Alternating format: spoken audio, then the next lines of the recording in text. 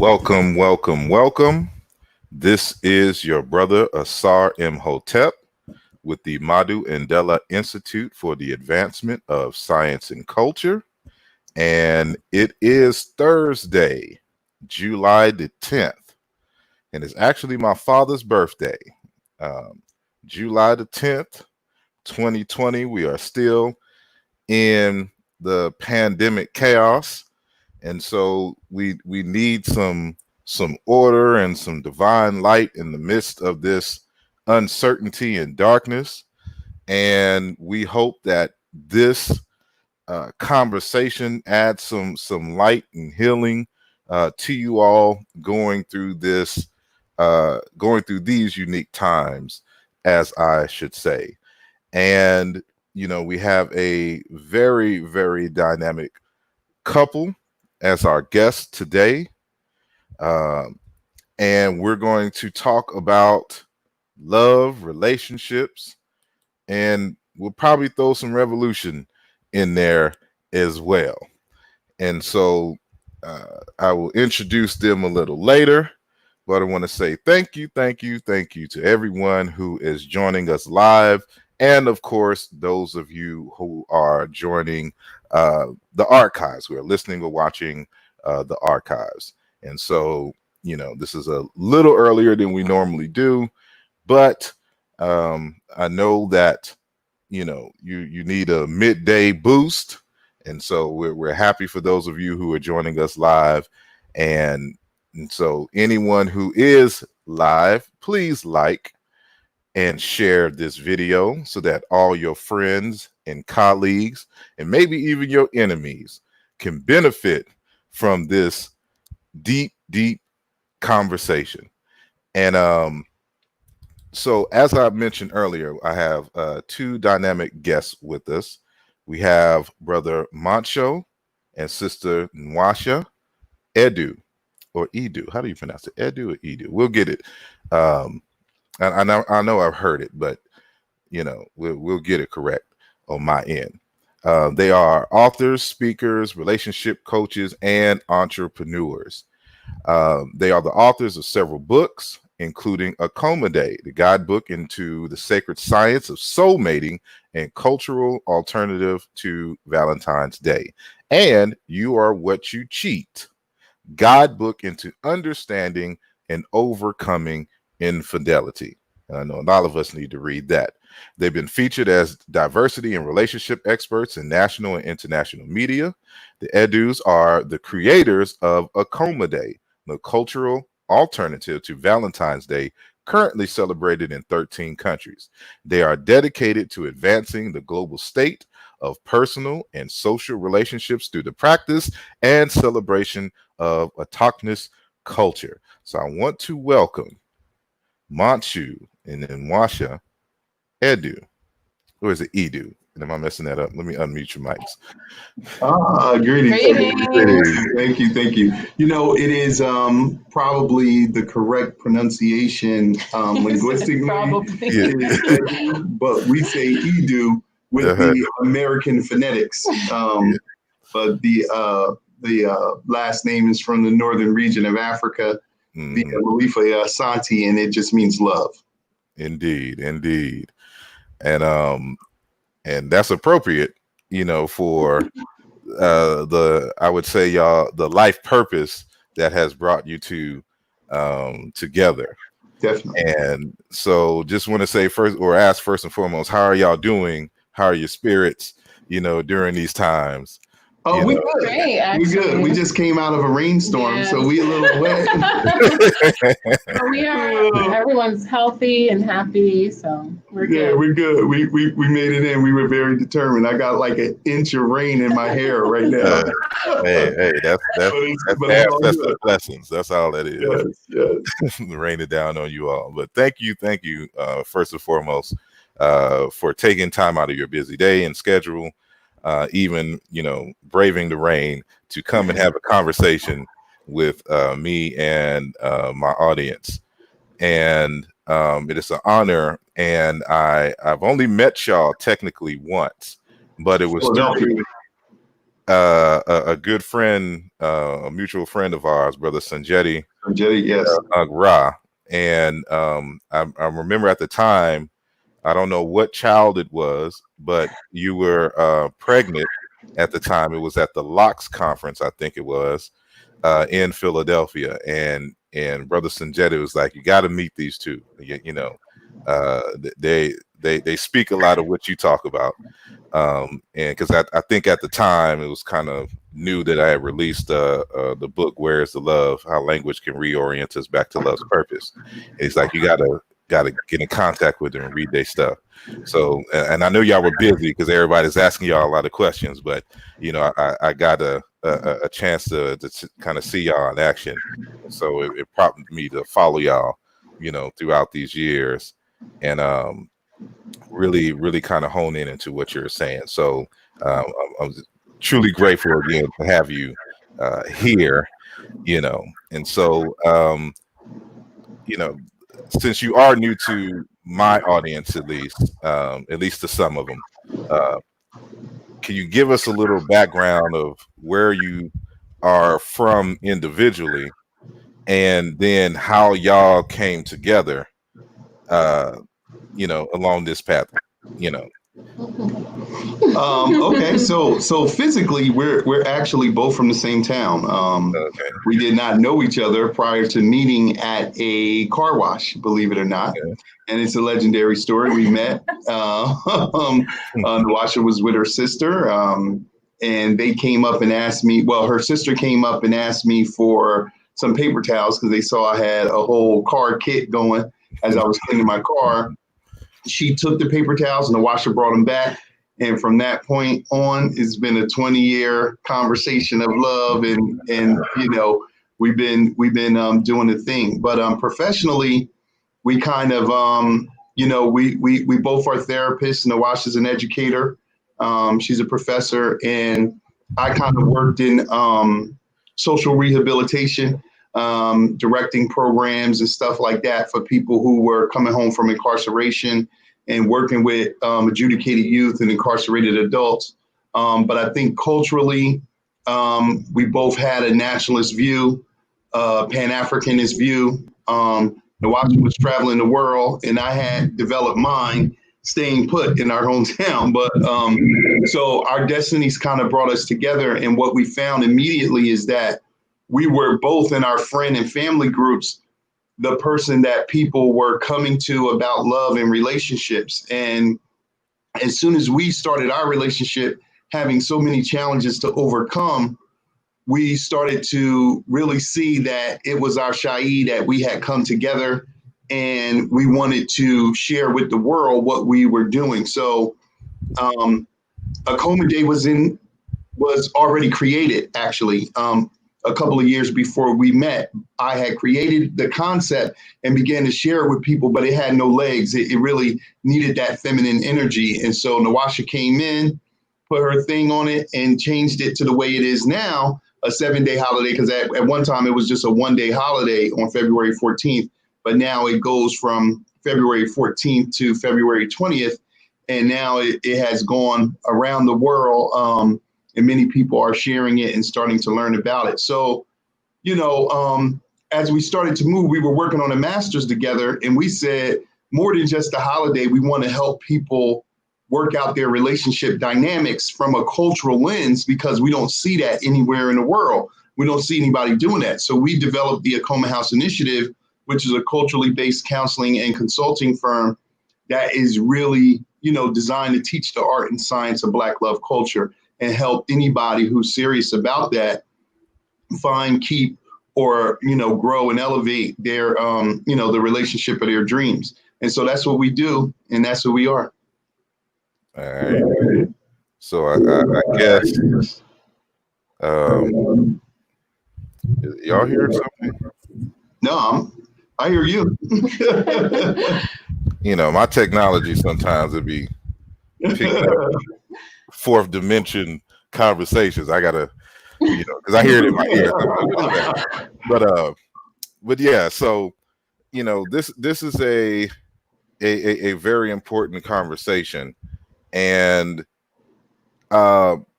especially, like me, I'm more of an academic, and in the sense that, I'm a hardcore researcher.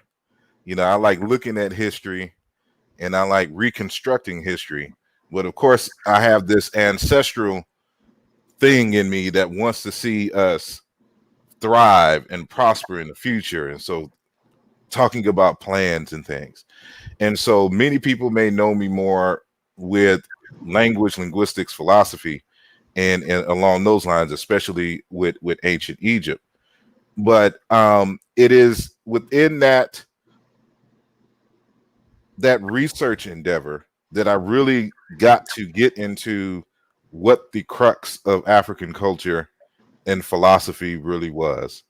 And ultimately, it had to deal with family and its principle, of love. And so we are, the kinds of questions that I ask in my,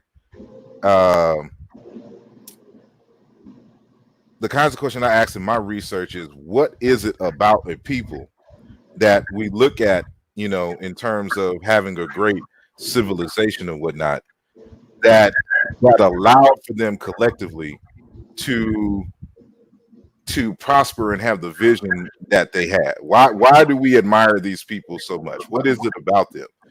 And it all came down to the quality of the relationships that the people had. And so it was, of course, I read a lot of revolutionary and political content and things of that nature. But in all of that, what is missing is the greater crux and details of this family thing, in this love principle thing. And so that's kind of what prompted me to write the book. I had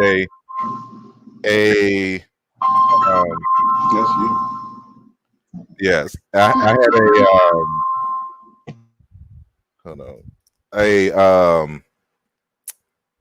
had an interest in learning about African conceptualizations of love. And so when you say like romantic, of course that's a European term, and the assumption that has to deal with Rome and stuff. But what did Black people do? Because of course Black people have been loving before the European and everything came into world history and things. And so I went to do some research on the evolution of the word love and to see if it had an African origin, because that's just what I do.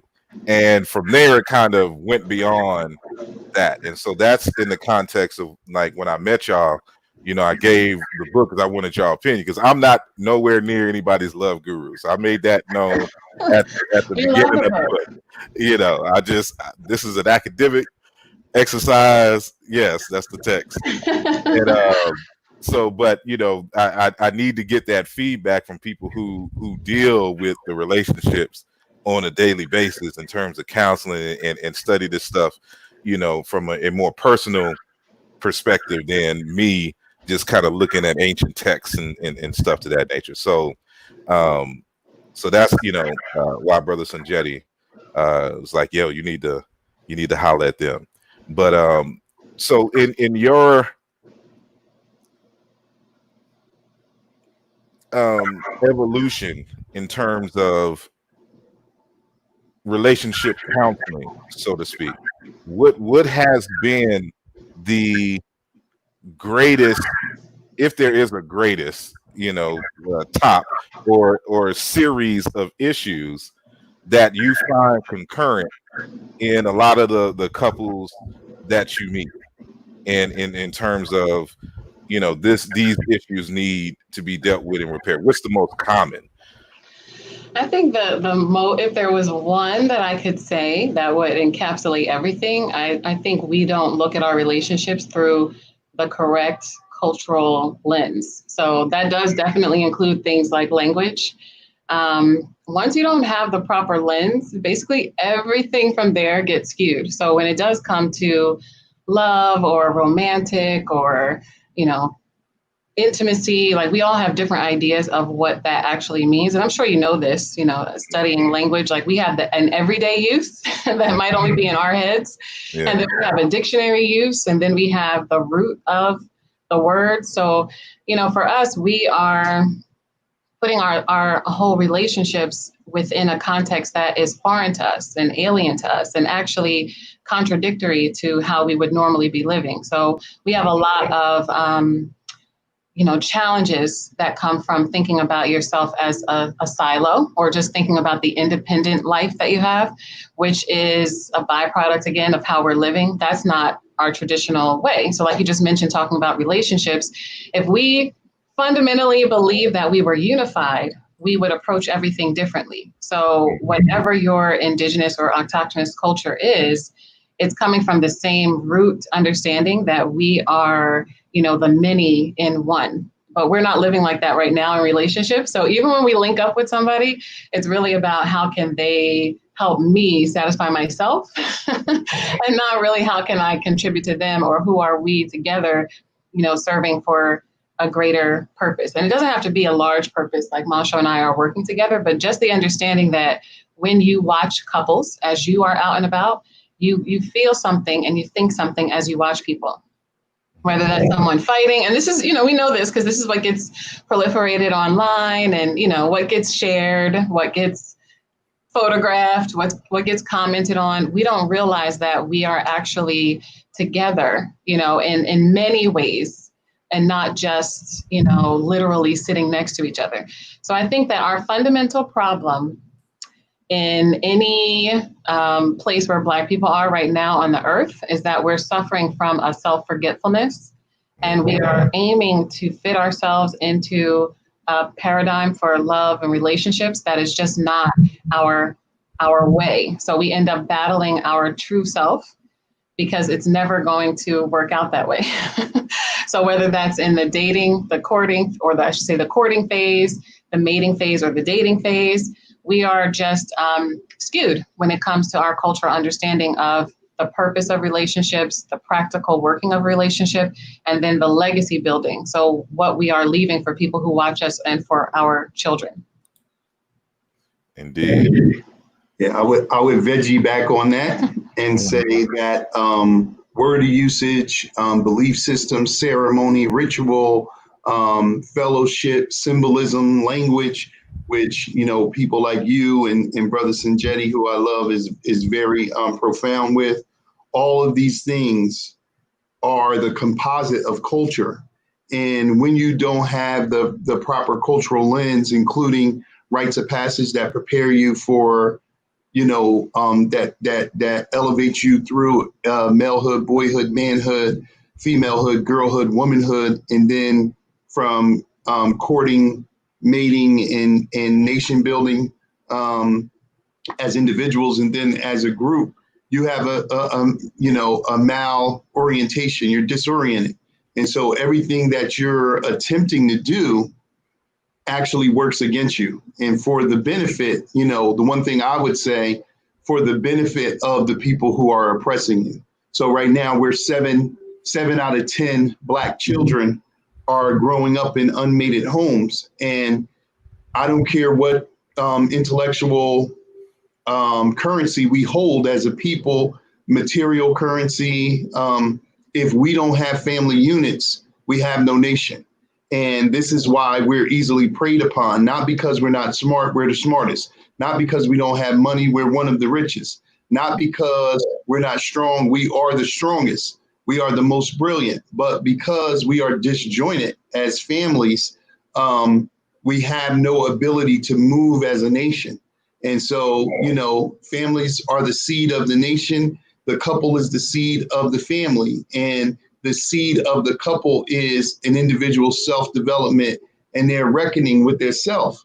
They're coming into their God power, as our ancestors, all throughout the Nile Valley and other places taught us. So, without that order of operations, we whack, like we are right now.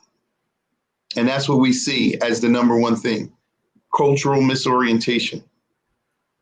I wonder to what extent the environment, the social environment plays. Because, of course, the Africans, we didn't swim here voluntarily. There was a series of horrific events that brought us here. And, it's kind of easy to talk about, all the chaos and craziness, but somehow we take our relationships as we see them today, and we look at the statistics with there's no historical context. Right. And so it's just like when you talk about like a crabs in a barrel, like that's a common thing we like to use when Black people are attacking one another, but no one ever sits there to wonder, how did the crabs get in the barrel? Right. Like, crabs aren't naturally in barrels. Like, the behavior that crabs have is a result of someone cramming them down, in a barrel. They act differently when they're in, the ocean where they're supposed to be, Right.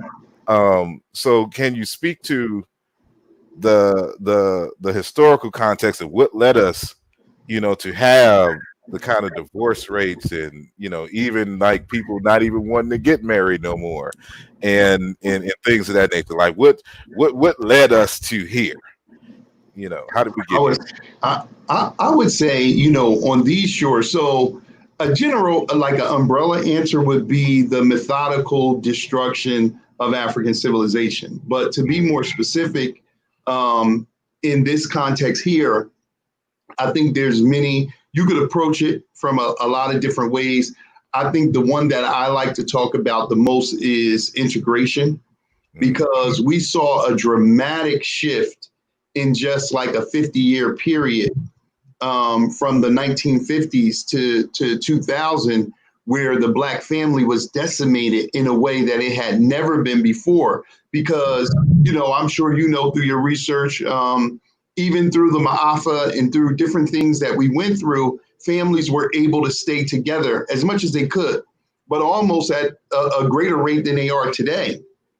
So the integration brought up a lot of subtle things that people don't talk about, like the forbidden fruit lust, the lust for white people, as a form of conquering some psychological demon, or just the most pervasive is American individualism. So we talk often in circles about, as African people, we should have a purpose and we should be in tune with our life purpose. The whole science of soulmating is an African concept that Africans brought to the world. And it's a very divine concept that really is encased in the Akoma symbol, the symbol that we commonly miscall the heart.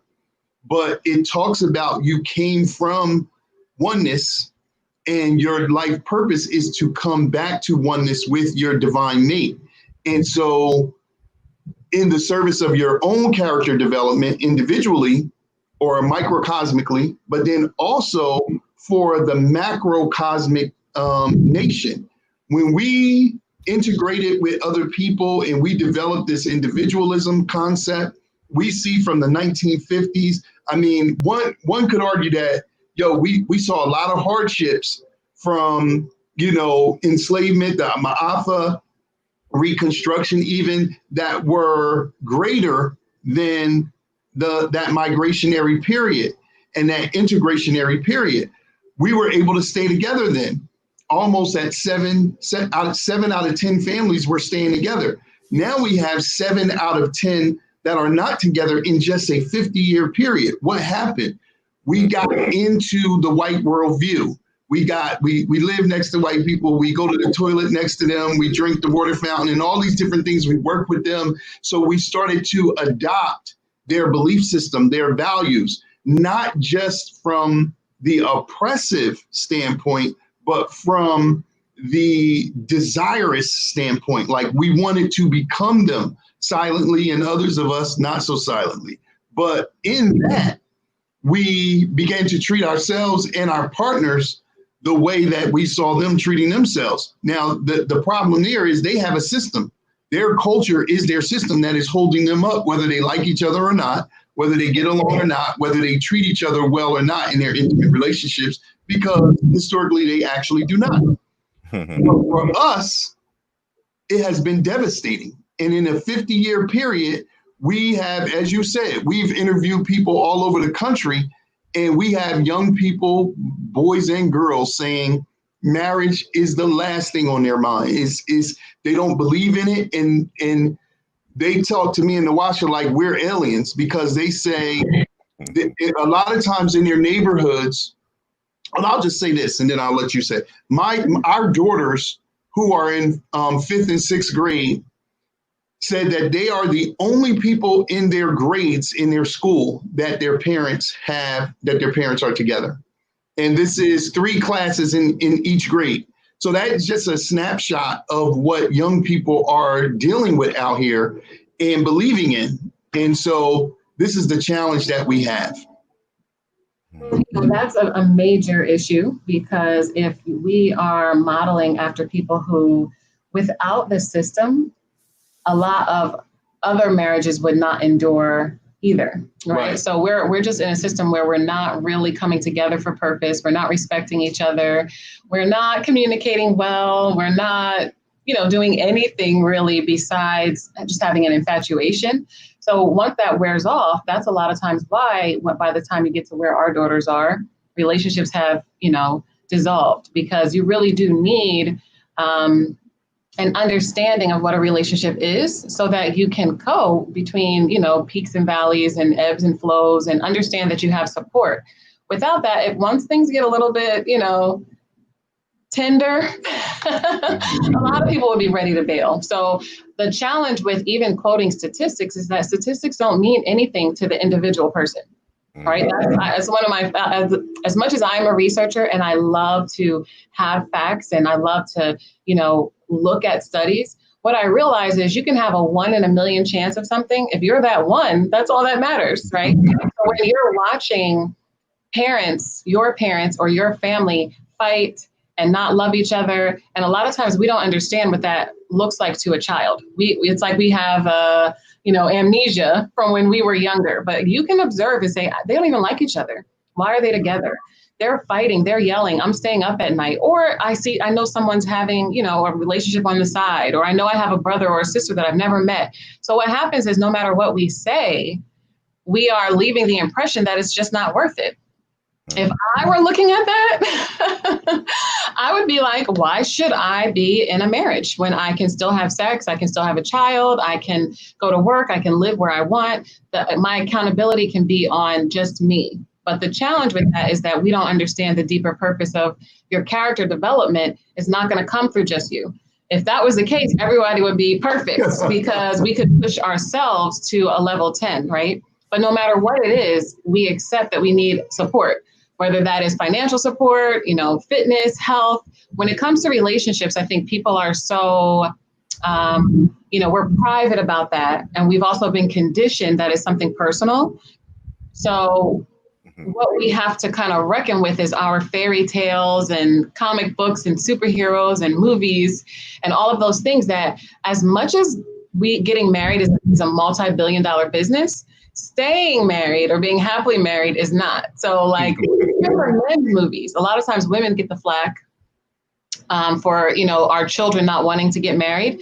But the truth is, even men's movies make the wife look like a burden or make the friend group seem better. If you think of like some of the biggest male buddy films that proliferate in the United States, it's all that getting back to your wife is a challenge, or she's a, you know, a nag or whatever that is, that I don't know who that would be appealing to. And it's fun, but when there is not the complement understanding, if you're not really, if the spectrum is not entertaining, if only the most toxic and savage thing is entertaining, and you grow up with that, that becomes your subconscious understanding of the entire thing, whatever that thing is. So our subconscious understanding of relationships is that we really didn't understand what our parents were going through. I would say even in the 50s or 60s, because there's a lot of talk these days about, definitely in women's circles, I'm not trying to be down for struggle love. So I know my grandfather was cheating and has children and, you know, wasn't really all that. So just because my grandparents were married for 30, 40 years doesn't mean my grandmother was happy.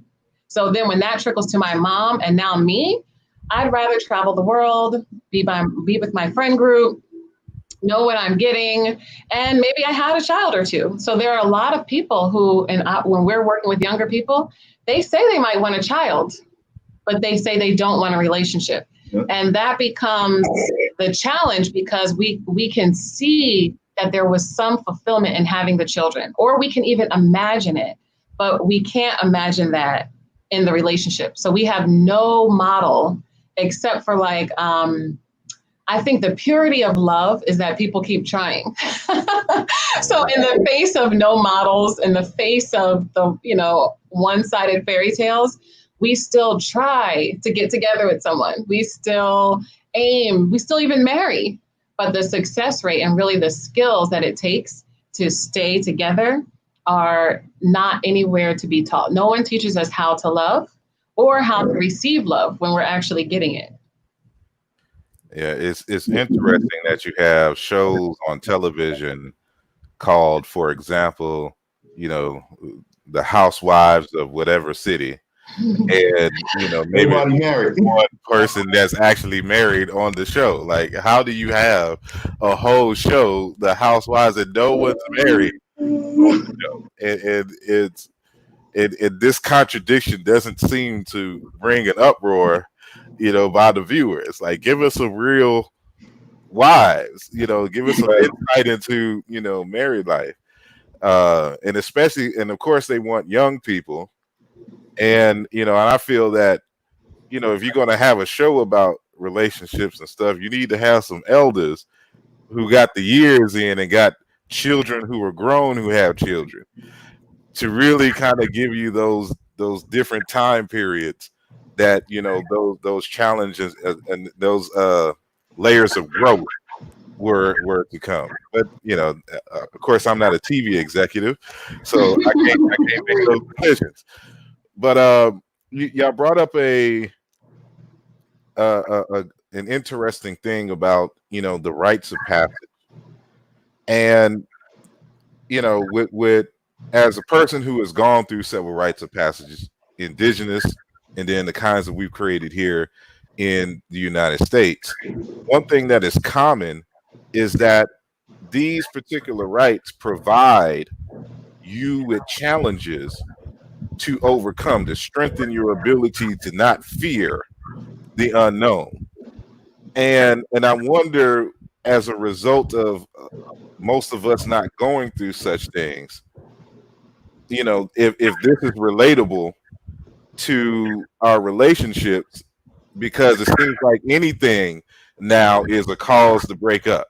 So, you know, you didn't put the toothpaste cap on, you know, I've had enough, you know what I'm saying? Or, you're on Facebook too much. I don't know. Whatever it is, you know, another thing, you know, that's something I didn't have to deal with younger in the media aspect. So that brings a whole new dynamic. But what is y'all take to further elaborate Well, along. I would just say that, I really appreciate what you said earlier about studying history, but living in the present and then planning for the future. Mhm. I think that, what we don't have the fundamental understanding that life is presenting us with rites of passage. So these challenges that we abandon relationships for are actually our rites of passage, because the purpose of any relationship, but especially the most intimate, is for your character development. So when somebody is on Facebook too much, you have to sharpen your communication skills and say, hey, you know what? I feel like I'm being neglected because of this, this, this, and this. Like, you have to get to the root of, why does it even bother you that they're on Facebook that much?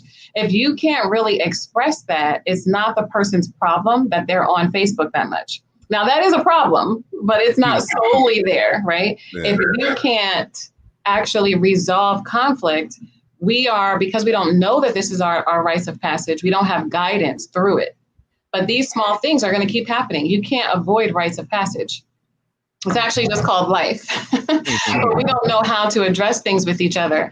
So, if you are you absorb your language, but you're not really taught how to communicate for effectiveness. So you're just learning the language of wherever you were born. And then hopefully you pick up a couple of other ones, but someone doesn't really tell you how to express feelings, how to express desires, how to express, goals, especially to another person that had a whole nother upbringing, like we were saying, and it might interpret those words differently. So a lot of times what we're doing is we're just not recognizing that life is presenting opportunity for us to grow. And we can run away from the opportunity. But what we realize as we get older is that we never really run away. This is why people end up duplicating relationships over and over and over. And they'll say that I only find men who are non-committal, or I only find women who use me for, money, right? That's a clue that this is actually a rite of passage and you have not developed a skill. But we don't look at it that way. We trade out the person in front of us, but we don't ever make any changes. So we end up magnetizing the same relationship over and over and over, or we end up, in this kind of intentional way avoiding relationships. But I think that most of us adults, even younger adults, don't actually truly avoid everything in a relationship. So this is where we have the challenge, because life is going to keep presenting that rite of passage to you. You can say, I'm not looking for a commitment. I'm not looking for a girlfriend, a wife, a husband, but you still have your dating profile. You keep going out on the weekends. You're saying, you're shooting your shot, whether it's in the DMs or with a friend or whatever. You're not really looking to have no compatibility, commitment, love, passion. You're not avoiding all of those things. Hence why we keep having children, right? So I think that we're just not honest with ourselves and we just don't have the guidance. So whether we create a rite of passage today that has those fundamental, points of a rite of passage, or whether we take things from the past and try to, implement what we can in the present, all of that is really relevant when we're sticking to values and when we're sticking to the truths of life. Because what people will be doing 1,000 years from now will be different. It's not going to be Facebook, but it'll be something else 1,000 years from now. So you have to be able to say, what are the truths of human life and relationship existing with another person? And those are the things that you're really taught. So we don't want to, and I'm going to use the word romanticize, because sometimes we have a skewed view of even rite of passage. We want to sometimes duplicate something that was from another land or in another language, or, although we're essentially the same people, we would apply culture differently depending on where we're from, right? So you can be indigenously Black, right, to the planet.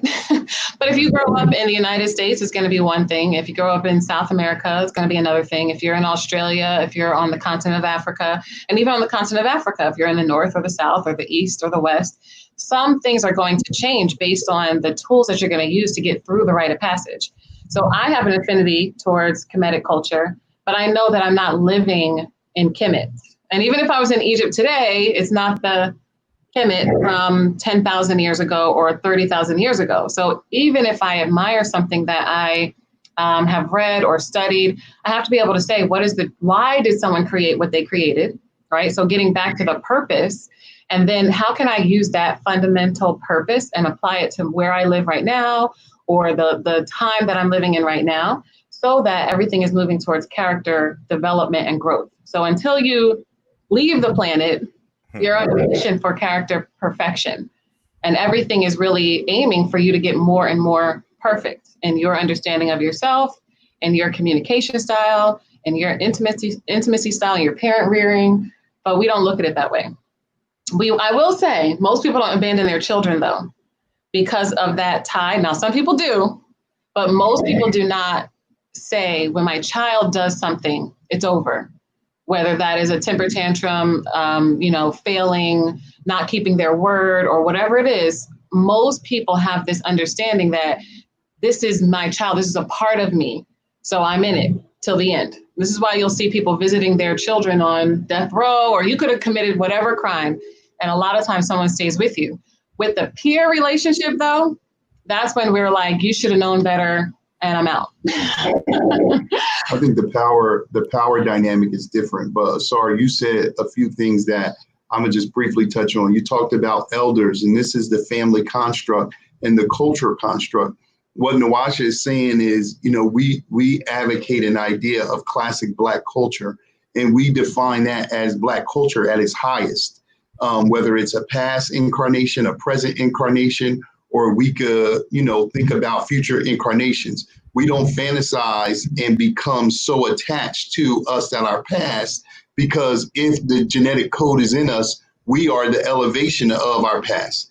Even if we haven't reproduced in terms of civilization what our ancestors produced, we are still the elevation of that. And brothers like yourself, Sanjetti, and many others, sisters and brothers that are in their respective disciplines, are showing that, that we can decode something and understand something, really take it apart on a level that, and then break it down, digest it, and give it back to the masses so that we can elevate it with it. So the elders are important, because in order for a boy to become in order for a male to become a man, he has to have a group of men to take him through malehood, boyhood, and into manhood. Similarly, for a female to become a girl and into a woman, a group of women have to do that. But what we don't understand is for a couple to go from courting, mating, and into nationhood, a group of couples. So we often butcher the saying that it takes an it takes a village to raise a child.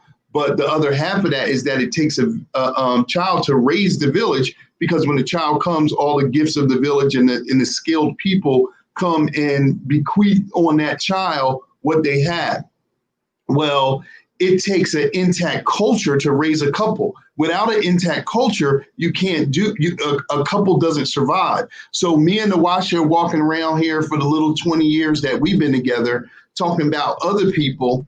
You know what I'm saying? It means nothing unless we get, you made it, we get Sanjetti made it, we get 10 or 15 other brothers and sisters to create this net. And then we find the elders who are mated and married around the world, and we connect and build classic culture wherever we stand, whether that's the jazz culture, the hip hop culture, the Happy Nile Valley, the Indus culture, the Nubian culture, the Congolese culture, whatever it is, there is always a classical example. So the elders play a primary part in that, in teaching us, as you said, the generational stages of love development and personal development that we call nationhood. So that's one. You also talked about cancel culture a little bit, and I got to say something about that, because that's very prevalent right now. People are out over the smallest things, and that's an artificial consciousness. We don't really have cancel culture. I always tell Black, like when we speak at colleges and stuff, I always tell Black people, like, yo, if we really had cancel culture, we would have been got rid of white people. So we don't really have cancel culture. It's just something that we're saying because American individualism allows you. We have this what I call a hater spectator generation that will watch somebody get murdered on their phone and say something slick, but won't help the person, right? And it's the same thing. So a lot of times we say we cancel stuff that we come right back to, as Nwasha was saying. So that's not real. And then the last thing I want to talk about that you mentioned that was really profound is fear. Mm. The psycho drama of the innate yearning for self-creation and self-production that we call love, right, is pulling us to intimate, to connect, to have sex, to do all the things that we associate with relationships. But because there's no cultural context, we're fearful. So now you had talked about before, when we look at how we were and who we were, I often cringe when I hear stuff, statistics Nwasha talked about. I often cringe when I hear like 8 out of 10 African Americans have diabetes, or 12 out of and you're getting those statistics. What you're actually getting, the way they should preface them is Black people who are not living in their culture. Because when we go to the continent, we see all the Black people in the world, and they ain't suffering from diabetes because they're until they set up a McDonald's in Egypt. But when they're actually living in their culture, you're looking at a natural Black person. So to your reference about the crabs, the barrel is somebody else's culture. So that's the thing with that. And I would say this, especially to the brothers, because we have a lot of platforms that we work in, and we'll talk about those soon. But a lot of times we work with couples, and then we'll break down where I work with the men, Nwasha works with the women, and then we'll do we'll cross that support through genders where I will work with the women and Nwasha will work with the men. Black men are afraid of relationships, not in that they are fearful of what a relationship is. They're fearful of relationships because Black women value relationships highly because they're indoctrinated with a fairy tale ethos. Well, Black men are having a superhero ethos, whether it's Batman, Robin, whatever, all of that stuff comes from us. Or if you say Heru Kuti or Shango or whatever, we have this ideology of this false concept called the alpha male. Right. And so I can kick your ass, or I'm smarter than you, or I look better than you, or something. I'm at a higher tier than you. So it is a form of superhero indoctrination because we know that the Neteru they're all inside of you, and you have the ability to activate any of them. So whether it's the Loas or whether it's the Orishas or whatever system you're using, you're talking about the many manifestations of your character, right? But in men growing up from superhero culture to music and sports, politics and religious icons, Black men in America, almost none send the covert or overt, direct or indirect message that what completes you is married. We have so many people that we laud as great African leaders, and they don't have mates. They don't have families. We have so many people, like just if you look at superhero culture, I say this to young people, and they like think about it and say, wow, you're right. Every superhero story that is popular in American culture, from Superman, Batman, Spider-Man, this is his major dilemma. I could be the dopest superhero incarnation of myself and save the world and be hot and fly through the cities and all of that, or I can lose it all trying to be with this woman and help this woman. And usually the nemesis knows who that woman is and uses her as the symbolism to represent that dilemma. And whether it's Superman and Lois Lane, Batman and Vicky Vale, I don't even know who's that cracker that's with Spider-Man. I don't know what her name is, but all of them, they're always faced with a dilemma. Oh, do I save her or do I be a superhero? And most of the times, in that moment of indecision, they save the group, and they kind of leave her, or they'll go this way and then come back to her when it's almost too late. And the messaging that's being sent there is that being married or being mated is not as valuable as being great. And we define greatness, whether it's linguistically, academically, professionally. You know, you hear people on the mic say, I'm married to the game and my wife is just a mistress. You know what I'm saying? Yeah. So the messaging that is coming across. So we have a fear, not of, I always challenge women when they say Black men they scared of commitment. I've been in every prison in New Jersey, right, except for 2. And I've seen people on death row. I worked with men all through the New Jersey correctional system. Black men commit to all kind of stuff that get them killed, that get them for 40 years, and they ain't do nothing and all that. So we don't have a problem with commitment. But what we have is we are fearful of losing our essence, our manhood, our power, our superheroism. And, you know, so we got names like ball and chain and all of these negative connotations about mating. And then we wonder why we're in the position that we're in. You know what I mean? So I just say that cancel culture is whack. I say we definitely need the elders. And I say that we need to remove, you know what I'm saying? We need to remove this ideology that your ultimate worth is your personal greatness. That's not, once you get great, then you can find whoever is the hottest girl in the game and give her your chain. You know what I'm saying? Yeah.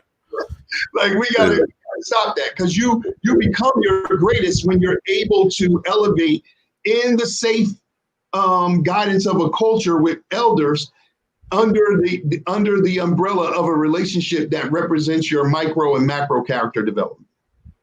You remind me of, I want to say it was the show House. If you're familiar with that show, I heard of it, but I never saw it.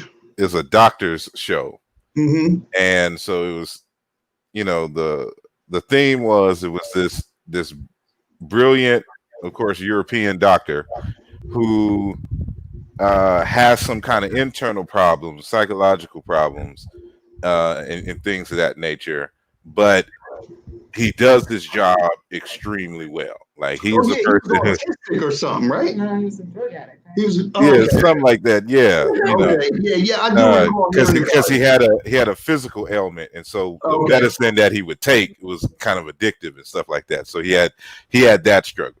But of course, you know, the thing is that, you know, the show, it starts off, you discover these individuals with these unique, you know, rare cases of something that, you know, it only takes a brilliant mind to discover what it is. And of course, by the end of the hour, they solve the case and heal the person. So that.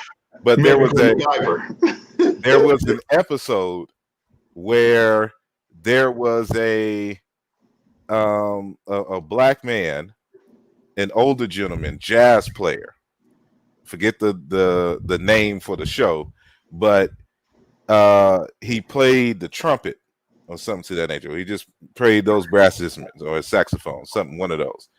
And there was a condition that he had that had something to do with his mouth, that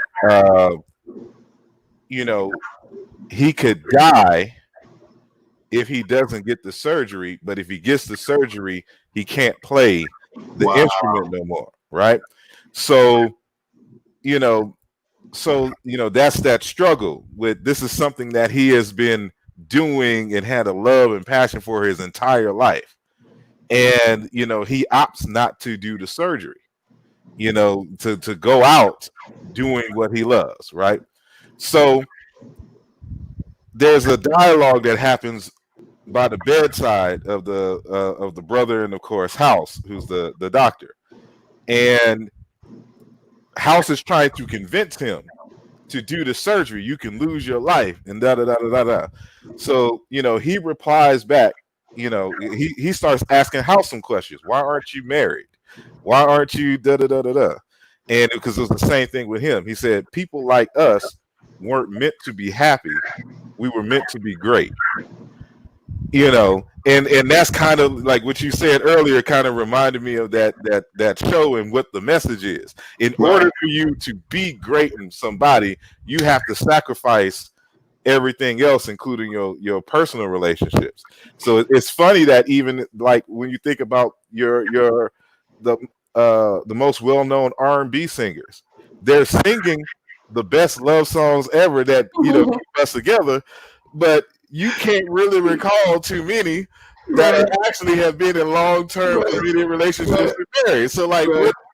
what's the That shows the dynamic here? desire, though. Right. I think that shows like how much you want love, how much you know that it's this thing that's possible, but you just don't have an example. It's, so it's kind of like how we were when we were children, except we lose the enthusiasm. So everybody, you're born with a natural sense of creativity and imagination.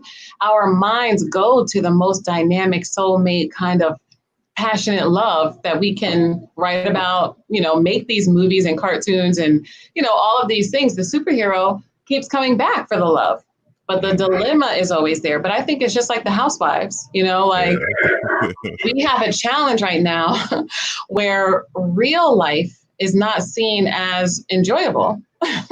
So like love, happiness, like we believe there has to be a conflict. And this comes from, a cultural, religious, so many things that are ingrained in us that we believe there has to be, the struggle has to be like overt and really trying to kill you. It's not valid to have a communication challenge and then to work that out. It has to be like a meteor is going to strike the planet, and then you need a hero, and it's like I could go out on a date with her, or I can save the entire world. And really, our dilemmas are not that big, But if we're not taught to appreciate real life, from the purpose that just because it exists, and we know that if you're here, I had a mentor or a guide that used to say, there's no extra people on the planet. There's no one's here by accident. So you can't just have your whole life be a vacation. Like you really have to just say you're here for purpose. But without people affirming your purpose and helping you understand what it is, because they're wiser than you and they are welcoming you in as a child into the community, you can get lost. So many people are doing things that are great, but they didn't have the opportunity to get other challenges balanced. So we're all going to have a character challenge, which you could say is a flaw or whatever it is. But if someone's watching you saying, hey, this person, has a physical issue, maybe we should heal that so they can be a great doctor. Or this person has an addictive personality. Maybe we should help them, really bring balance to that and harmonize that. But what happens is we excel in one area and we're rewarded for it. So you can't take away the reward, especially if you're anyone great in the United States and you're making money, or you have fame, or even infamy now has become really lucrative. If you're saying that you're just on OnlyFans or Instagram or something. So when you tell someone they're getting rewarded with money, which represents a certain kind of energy, you can't tell them that it's not worthwhile to be on their own path until you are really, again, if you make it to old age, that's when we know there are, again, a whole level of studies that show what do people say they wish they would have done. By the time they reach 70 and 80 and 90, they analyze their 20s, 30s, 40s, and 50s, and they say something completely different about what is great and what they wish they would have spent their time doing. But we have this culture where we don't pay attention to our elders, even though there are a lot of people who are older in the United States. We don't have a working dialogue with them. They might as well not even exist. We can't now elders, because I hear, the young people have this thing where they're talking about, especially some of us learned nationalists, we want to designate some old people as elders and others as not, and I think that's an extension of how the cancel culture comes in the conscious circle. And I always challenge it like, yo, my man is alive, and Black men over a certain age is like, it's like a unicorn, yo. Like, so we should respect that on the mere fact that, yeah, he might not know certain things that we know and study that stuff, and that doesn't matter. Everybody isn't going to be the scholar, and that's fine. That's why the scholars are who they are. But, I have been in many different environments with Black men of all ages, and I'm telling you, man, nothing is more beautiful, funny, charming, good looking, um, um, um, intelligent than a Black man. And we are so vilified. Even we don't get into gender wars and who's more hurt or whatever. We are each other. So any hurt that Black men feel, Black women are feeling that hurt, and any hurt that Black women feel, Black men are experiencing that hurt. So we're complements. We're not opposites. We don't deal with that at the Akoma House Initiative, and we don't promote that at all. We bomb on that. But I'm just saying, Black men, their whole energy, you know what I'm saying? Our essence is so vilified that Black men are really beautiful, man. And like, I have moved around the country and the world talking with Black men, meeting them, loving them, crying with them, laughing with them, telling stories and experiencing the greatness that they are. And then you turn on TV or you listen to the radio, and a lot of our artists are incredible artists, but they putting out that bullshit, you know what I mean? And, take that energy and redirect it. I'm not trying to cancel you because you're talented, but I'm saying redirect it. And you're in the context of a system that is forcing you to be other than yourself, the same way the average person got to do stuff at their job that they know they don't like and want to do. But I just think that we as a group of people, all of the solutions that we have are in each other, that we need are in each other. And when we start to adopt that ideology, we can move back to each other with our guard down. And when we can do that, we can be ourselves. When we can be ourselves, then we can see, like a lock and key, Black men and women are the natural complement to each other. We don't need two keys, and we definitely don't need two locks. We need a lock and key to protect something valuable, or to open the door to many mansions. And I just think that, we couples need to be seen. We're really encouraging people around the nation to do this date night challenge thing that we do, but go out.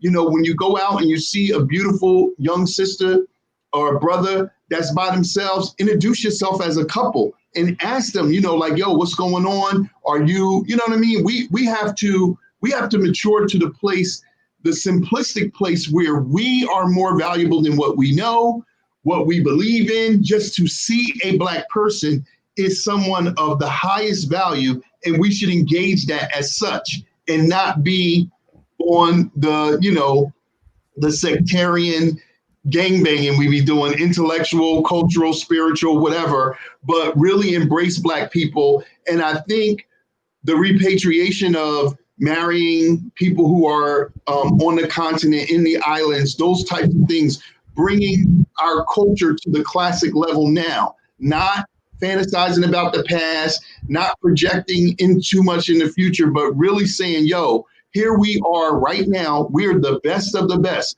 What can we create? What elements do we use from what we did, what we're doing, and what energies do we put in to make sure that our future generations are doing what they're supposed to do? And I think that, again, rites of passage, culture is a group value system. So having things like you talked about, Asar, in all rites of passage, there is levels of challenge that border death, because that's what life is about. And not every level it borders death, but if you go to certain rites of passage, you either pass or die. And that's really what it is. And so we have to understand that that's where we're at with this thing with relationships. We either going to get Black relationships together, or we're going to die as a people. And I don't care how many thousand of us are brilliant and smart, how many of us look good, how many of us got $1 billion and all that. If we don't get these families together, we are going to perish as a people. And I know it's written that won't happen. So that's why we're doing the work we're doing. Indeed. For those of you who are just joining us, we have with us Brother Montsho and Sister Nwasha. You say Nwasha or you say Nwasha? Nwasha. How do you say it? I say Nwasha, but my mom says Nwasha.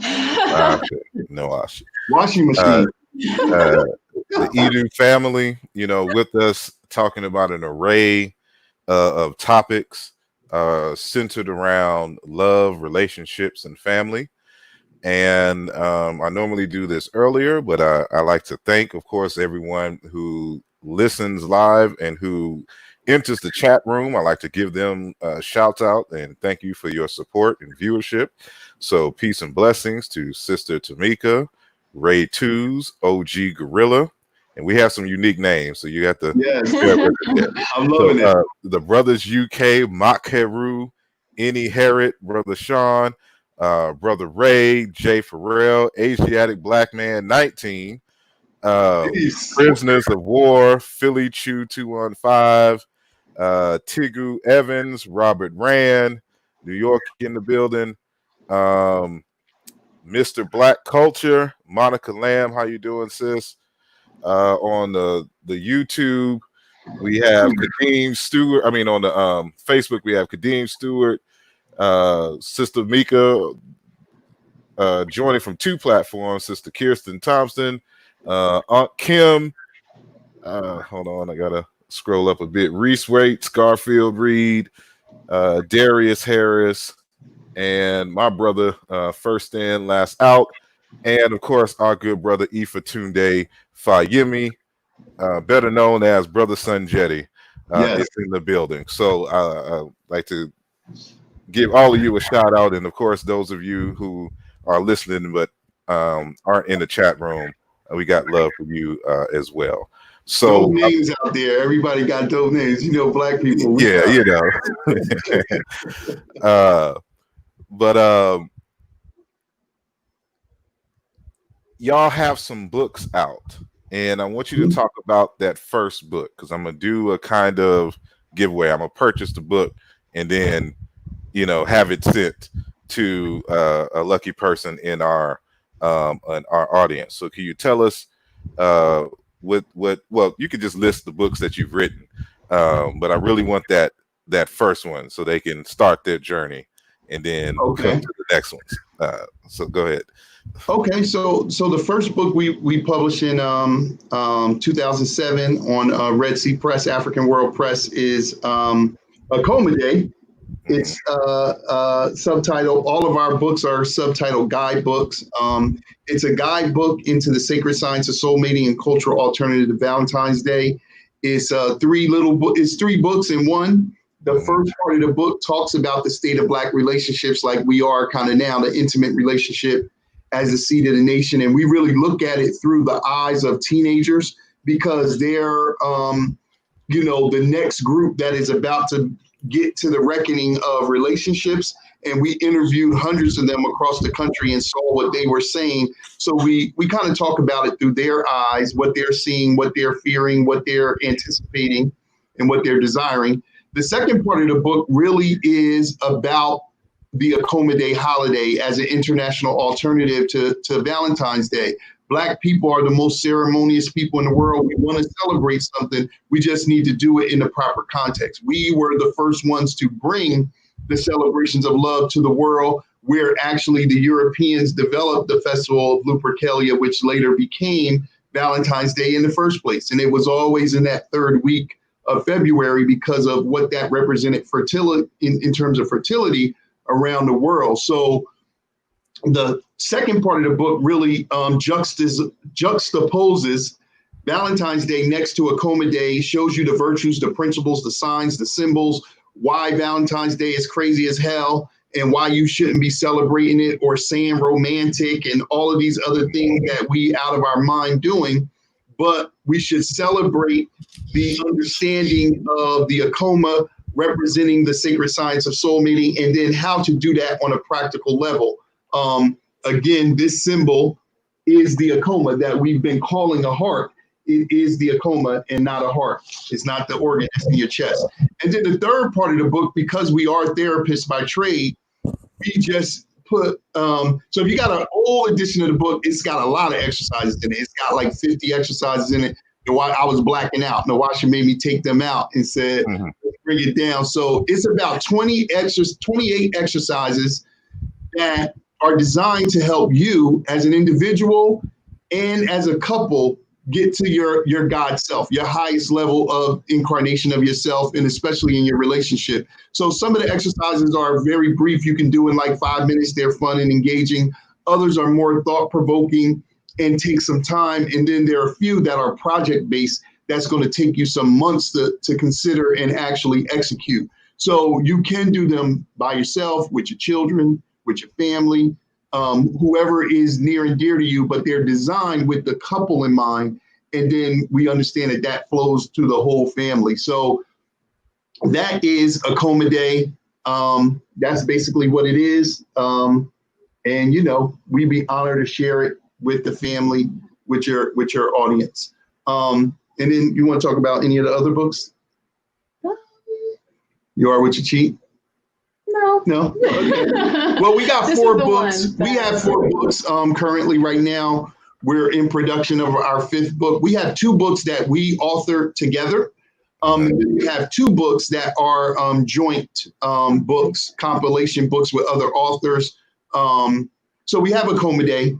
I'll just run through. We have You Are What You Cheat. It's a guidebook into understanding and overcoming infidelity, which is a big issue for a lot of people in Black love relationships and relationships, period. Those are the 2 books that we authored. So Akoma Day 2007, You Are What You Cheat is 2012. Then we have Nwasha wrote a book with a group of women that went on to become a New York Times bestseller. It's called 20 Beautiful Women, and it's her and 19 other women, obviously, and talking about the things that they're dealing with as Black women all throughout the diaspora. So there's many incarnations of that book, but Nwasha's in the African edition of 20 Beautiful Women. And then the last book that we co-authored with a billion authors is this book. It's called Planet Heal. And it was it's subtitled, What Would You Do to Heal the Planet Earth? Healers Unite Throughout the Diaspora. Treasures Gathered by Queen Afua. Queen Afua called together a bunch of people. I think it's actually 70 authors in there. And we all have written a small chapter on various different things. Some are celebrities, some are doctors, some are linguists, some are, healers of all different types. And we wrote the relationship. We wrote the soul and soul mating. Yeah, we our chapter is called the soul and soul mating because we use the acronym Akoma Soul. Soul, the acronym is self and others understanding love systems. So we put the soul and soul mating in that book. So those are the 4 books that we have currently, and we're working on our 5th book, which is called Love Lessons. And we're working on the subtitle. It's a guidebook.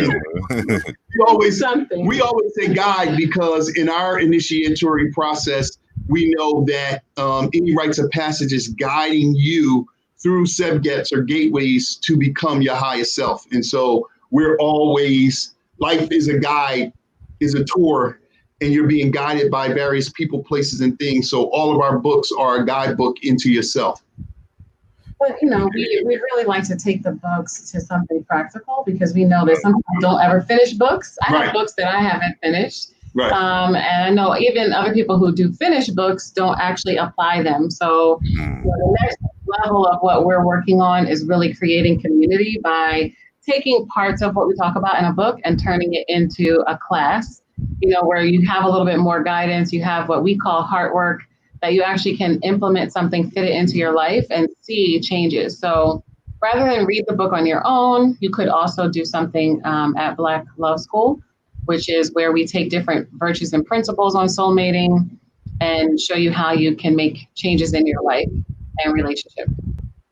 The Black Love School is Yeah, we put that in the. I can't do the live chat, but I'll put it in the private chat. The Black Love School is an online platform that we have. It's $42 a month in the spirit of Ma'at. And what we do is we give you 2 classes per month and 2 live calls. All summer, all summer, the Akoma House Initiative works on sex and intimacy. We call it the heat of love. So we work seasonally. And we have a class going up tonight about the sensory immersion in sex.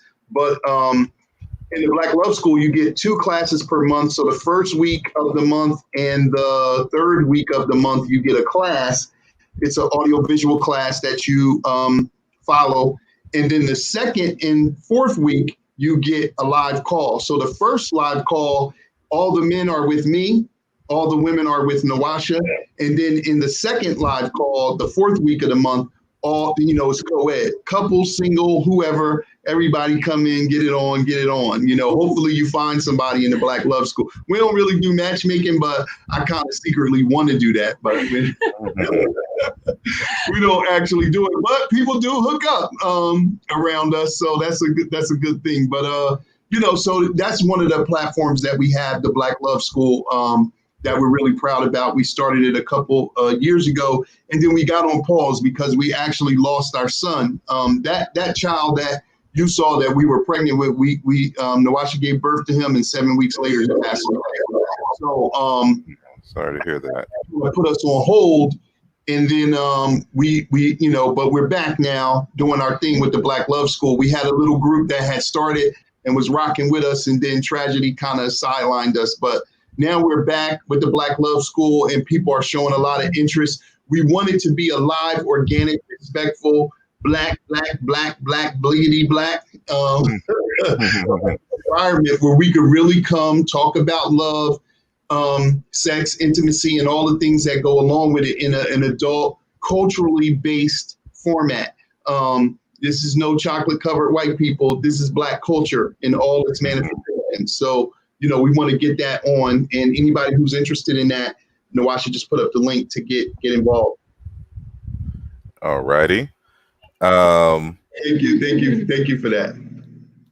I'm gonna do this. I'm going to guess a number. Okay. Between 1 and 30, and the first person to get that number in the chat room. You could be on Facebook or you could be on YouTube. I'm going to order the book, the Akoma Day book, for them. So I'm going to put the number in the private chat so that our guests will know what number I'm saying. So I won't be making up a number once y'all have said it. So the number that I have is in the private chat. So they have it. So the first person to guess between 1 and 30, the number that I'm thinking of in my head, they will get, their book. So I'm seeing some numbers already, and see some numbers. Somebody's close. A couple people are close. Yep. I was close in my mind. 30 numbers. Yeah. Just right all 30. And I'm not going to say anything of whether when someone gets it or not. I want to make sure that, because I know there's a time delay, right? For me saying it. So I'm gonna let people who's listening get it, and keep guessing, those who are watching, and I'll let you all know if you have it or not. So I see someone said, how do we take the class? Next week's class that's dropping is on using the 7 senses in sex. You can go to the website. It'll be up tonight. So if you want to go to the website tomorrow, you'll be able to sign up for the class. You get the hard work in advance, and then we do the live session after you've had a chance to listen and process it a little bit. You'll get the information for a call, and then that's what we'll do live. And also, let me just say, anybody who's interested in a Black Love School, the monthly subscription is $42, but each individual class is also $42. So you don't have to become a member. It's more cost effective to be a member, because once you become a member, you can get all the classes from the past. So even if you were just a member for for 1 month, it makes more sense to just, but I know to just get a monthly membership, but I know Black people are varied and diversified. So for those that look in and see a title that they really like, you're going to get the classes actually audio, visual, PowerPoint. You may see me and Nwasha in some, and in others, you may just see pictures of us or others as we break down the subject. But each one has a hard work assignment to help you, because we're really in the initiatory thought concept. You know, if you see something, if you hear something, you remember 30% of it. If you see it, your memory retention goes up to like 50%. But if you do something over and over, your memory retention goes up 70 to 90%. And if you do it enough, you become it. And so that's why our people in classical Black culture would always not just tell a story, but act it out. Not just look at the stars, but dance out the way they would go, because it is the embodying of a thing that makes you become it. Too much we try to figure out love before we get in it. And it doesn't work like that. You don't master it until you do it. So, you know, we throw your ass in the Black love pool and you going to swim. So that's what we on. All right, I appreciate it greatly. So, yes, there is someone who got the correct number. Yeah, I saw that. And that person goes by the name of Shani. So, congratulations to Shani. The number that I selected in my head is 21. So, I'm going to purchase a copy of the book and it'll be sent directly to you. So if you can send me your information to info@asarimhotep.com, Shani, or if we're Facebook friends, hit me up on Facebook and I'll get that information from you in terms of where to send it. And you can start your journey on learning the science of love from our guest. And so, I wanted to ask to continue on, and for the record, Sister Rocky on Facebook, yes, this is a live recording. It's not pre-recorded, so I wouldn't do y'all like that. Sister Rocky. So, but I was going to ask, well, two things. One on a personal level, in terms of what was the greatest challenge that you two faced, and what did you do to overcome it? But I would imagine that what you stated earlier, if it's not that, then, I don't know. But I mean, you can elaborate if you want. But and then this concept of gender roles, is that a thing? And if it is, what are responsibilities as man and woman, in the relationship? So those are my two questions. Mm-hmm. I would say quickly, those people, we're very unknown in our work, but a lot of people know about us. I think from a sensational standpoint, 8 million people saw a story that we had when we first got married. We were about to get divorced. We were going to Kemet. At the last minute, they pulled my passport. I had some back owed child support. It ended us breaking up like the week that we got married and about to get a divorce. But we had a plan to go to Kemet for a few weeks, and then we were going to go to Brazil for a couple of weeks after that. And during that 4-week period, we on the phone, different continents, arguing. Our dream has fallen apart. We both turned to other people. And that story is well known. You may have seen it on the Oprah Winfrey Network. It's been in Essence Magazine. Millions of people have seen that story. But that's not our biggest challenge. That's the thing that a lot of people have come across us about. Of course, other people know us for the holiday. The biggest challenge for both of us has been losing our son, I would say, without question. But in our relationship, just the character development, the understanding that in a relationship, there's a holy trinity of a Merkut or pyramid that we call she, he, and we. And the difference between knowing when it's time to be he and when it's time to be we. or when it's time to be she and when it's time to be we, because there are distinct times for all of those things. So that emotional immaturity that is born in us from not having community, from not having rites of passage, everybody becomes emotionally immature. And so we all have a different level of emotional immaturity because we don't have a culture supporting us. So being emotionally immature and acting out that emotional immaturity has been our greatest challenge. Would you agree? Absolutely. Yeah. But just like culture, immaturity can lead to a lot of little, examples. Right. That's definitely, the number one challenge. Yeah. And then for gender roles, I would say I definitely believe in polarity in relationships, especially in an intimate relationship when you need and want desire and passion and those types of things. So that's a challenge sometimes in American culture because women are very, everyone's catering, just like we cater towards white culture, we also cater towards a masculine culture.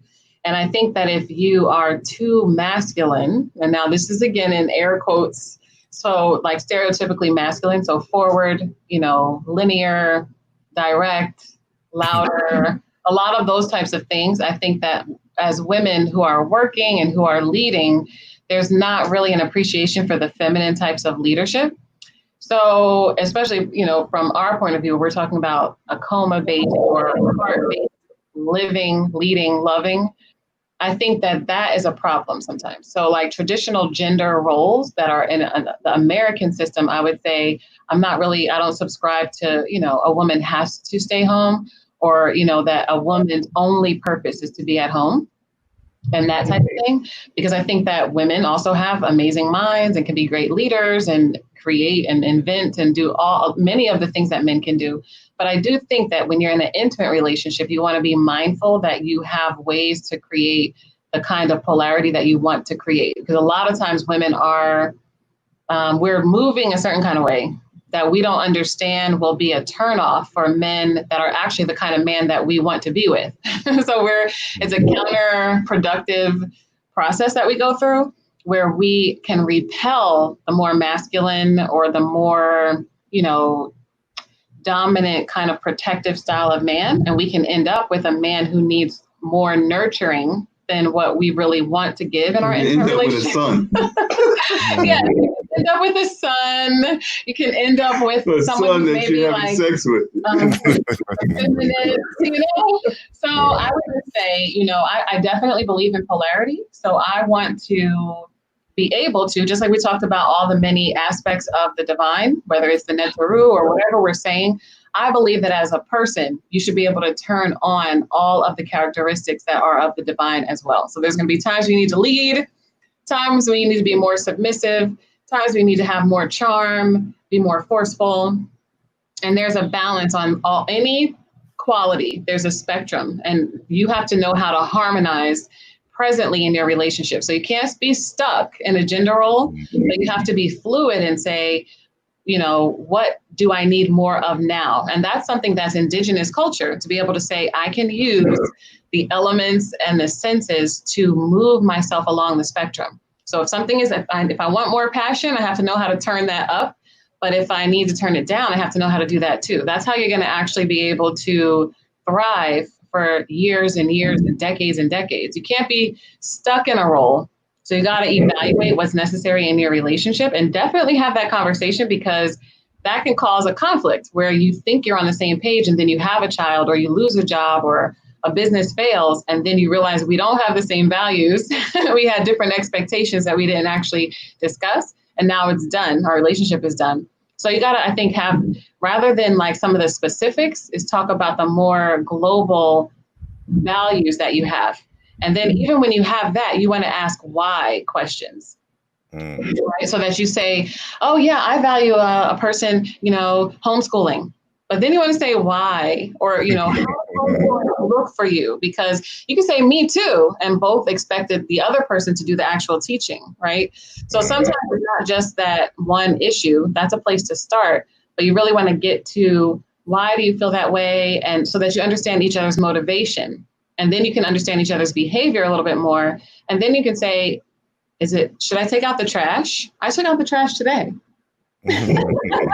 But when I got back, Nwasha was already putting the new bag into the trash can, right? Yeah, I caught it on the end.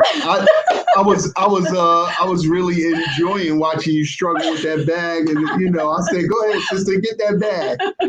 I think that Francis Cress Welsing used to say to me that Dr. Francis Cress Welsing used to say to me that the glorious ancestor, you can always tell by what people are asking where the collective consciousness is. And people ask us so much about gender roles, and my answer is yes, there's gender roles.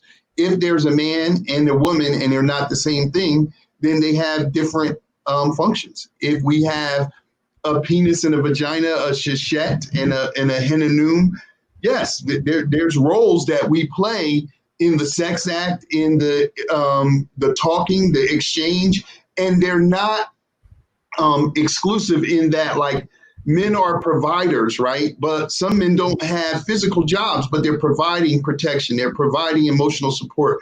They're providing oftentimes cultural and informational genius. So we don't ever stop. If you are a man and you are a woman, there's a role to that. If you exist by yourself, there's a role to that. That doesn't change as much as the relationship becomes a third thing. And this is that trinity that I was talking about earlier that people just are not understanding because we don't have culture. Listen, you are not your relationship. You're in your relationship. Just like you are not your car. We were just driving in the car, got caught in the rain and came to this show, but we ain't the car. The car is a tool that we're using to get from place to place. We used to have 3 cars. Now we got 1. If Nwasha's in the car by herself, she'll say, this is my car. If I'm in it by myself, I'll say, this is my car. When we're riding together, we say, this is our car. We maintenance the car. We gas the car. We service the car. We do all of these things. But we never are confused about becoming the car. In a relationship, we're so emotionally immature that we think that we are this thing that we in. So we want the relationship to look, when we look in a mirror, we want the relationship to look like us. But the mirror isn't you, it's a piece of glass that's showing you back yourself. And the relationship isn't you, it's a vehicle that you're using. And culture teaches you that. And so, what I neglected to say about the first question that you asked about the problem, the way that we got out of our greatest problem is learning to practically apply culture through daily rituals. And that's what we teach. That's what's in this book.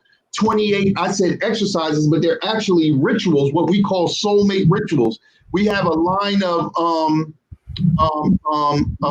this line of product called pocket rituals. And we're going to send those to, who was it that won the book? Shani. We're going to send pocket rituals to you because they really are things that literally go in your pocket, but you can pull out the card and the talisman or the thing that goes with it and do a ritual around relationship on the spot, because we have to practically digest what it means to be a part of a culture, not intellectually study it, but become it, do it in live real time. And that is how we, along with initiations in finding culture throughout the world, we're able to overcome our own individual immaturity, fear, and dysfunction, and then our collective, unify our collective purpose. So, there's something that's what I say. Said for, seeing something through. So right. It's just like any other skill. It actually gets easier. So we take ourselves very seriously on one hand, but then obviously we don't. We are light about certain things, although, that's a spectrum too. Like how much are you going to take something seriously to the point that you hurt yourself? And then when do you really have to have, a serious conversation or stand on, boundaries or whatever it is that's really important to you? And then some of the things that we're really stuck on are not that serious. And then the other things that we should be firm on, we're really reckless with. So I think that as you get into a groove and you let life become the rite of passage that it really is for you, you're going to say, okay, this issue, we only have I think now we have like 1 or 2 non-negotiables. Right. Where maybe in the beginning of the relationship, there were a lot of things 35. That would have been like a pet peeve. Now it's like, okay, if it's not this or that, basically, I'm fine. Right. And I think that it's not a matter of settling, because I did see somebody mention that in the comments. A lot of times we think that if we choose a person or we deal with something, that's a settling, but really it's an elevation of where you could be, whether you're on your own. And I think we again, romanticize what it's really like to be single. So I think that a lot of times we're like, oh, I'm going to have sex with whoever I want to, and I'm going to be free. And then most of the time you're by yourself, or you are, even if you're having sex and you're like, yes, this is it. I'm free to be with a new woman every week. You can't really get to a deeper level with her.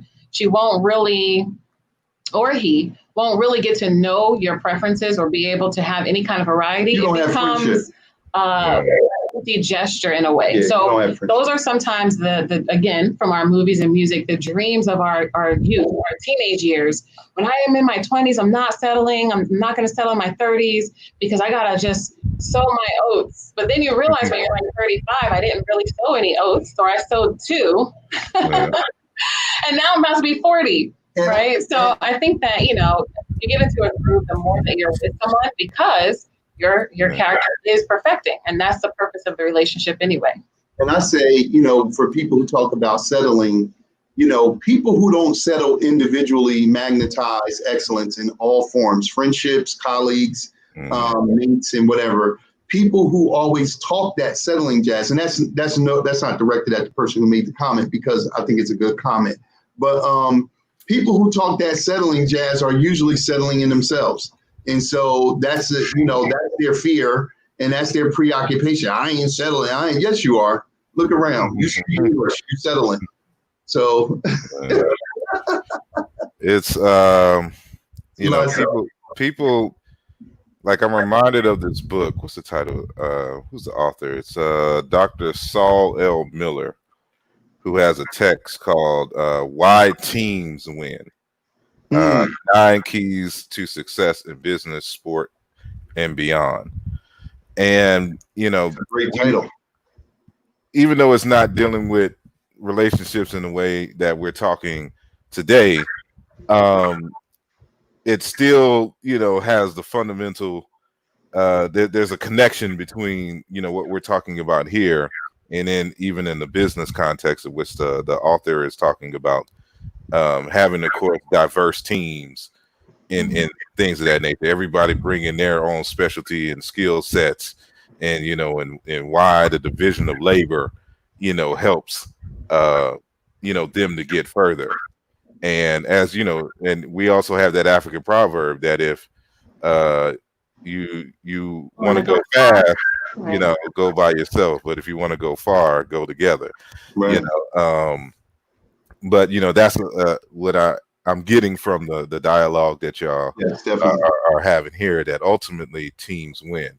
And my last question or statement is, because everyone has their kind of definition of what a marriage is, and I want to get your definition of what a marriage is and what a husband and a wife is, and that'll be my final question. Okay, that's a great question. You want to go, or you want? I can be quick. I really just think that it is partnership. I think a marriage is essentially partnership, and not in the sterile sense, but in the sense of just like committed to, assisting someone become their greatest version of themselves. So that's really, I think, whatever your vows are when you're having your ceremony. I know Dr. Afrika used to tell us that you should not say your vows only one time on your wedding day. You should probably say them every week, every month, at least every anniversary, because you need to remind yourself what you're supposed to be doing in the marriage. And I think that whatever your vows are, there's a commitment that you're here not to suffer, like the for better or worse in sickness and in health. Sometimes people focus on the suffering, but I think it's just the idea that we are partners in life, and we are Our job is to be that outside accountability that will help you be the greatest version of yourself. So that's what I would say. Simply, it is about being a teammate when you're in a marriage. Mm-hmm. I would say that a husband or a wife is the respective inside of yourself, manifested externally as your divine reflection. And I would say the marriage is the journey that takes you through self-development microcosmically and through nation development macrocosmically. It is the tool. The husband and wife is the micro tool that helps you develop self. The unit is the macro tool that helps you develop the nation. That's from an African viewpoint. That's what it is. That's what it is. That's right. Well, my definition, I may add this to the second addition to the text. In terms of a marriage, I define a marriage simply as a mutual benefits institute. And a husband and wife, I haven't gotten an elaborate definition, but in terms of role and responsibility, I give them both the same. And it includes, but does not, it is not exhaustive in terms of these two characteristics. I say that a husband and a wife is a source of protection and a source of health care. And you know, because you know, we live healthier when we're together, and of course living healthy lifestyle. But you know, the role of protection is kind of both ways, and we protect each other in different, you know, ways. So of course, you know, usually men are stronger and bigger, and so any kind of dangers to the house, more than likely that's going to be, you know, saying his role. But you know, she may be more health conscious and protect you, you know, in a way that in terms of your meal selection, your cholesterol, and protecting your health. Like we should always be a source of protection and healthcare, and so, but you know, that's just me. I like that. I'm working it out, and so I'm trying to get some ideas of what that means to different people, and to find the silver lining and to tie it all together. But with that said, I really do appreciate both of you again for coming here, sharing your wisdom, and we're going to have you back. And I want to. Oh man, we would love to come back. Do something a little specific. Maybe I don't know. Talk about, you know, the beginnings of the process. Like who should we be yes, exactly. Like who should we be individually before we start the courting process? Then what should happen, you know, during the courting process? What should we learn? And then when should it, what clues or what things must be present before we can consider moving to that next step? I would like to have that discussion. Yeah, that's an excellent discussion. In the future. But again, thank you all the listeners, and please, Shani, don't forget to hit me up either on Facebook or through my website at asarimhotep.com, or email me directly info@asarimhotep.com, and I will get that book to you. And so with that said, how can the public get in contact with you so they can take the classes and, you know, set up some counseling sessions? Because we got some folks, of course, that want to get married in the future, or just trying to decide if they should or not. Just need some of that a third, you know, objective opinion or something like that. So how can they get in contact with you? We just put up a link in the private chat. It's a bit.ly soulmate strategy session. That's a free consultation where whether you're trying to find your the relationships of your dreams, whether you're trying to keep it from going south or deal with a problem, or just expand it and elevate to the family level, the nationhood level, you can get the you can just go to that link. Our calendar will come up. You can schedule yourself for a soulmate strategy session and let us know what your aims and goals are. We will give you an hour consultation free, teaching you. What we'll do is help you get clear on exactly what your challenge is. That's the first part, and what how you could approach it.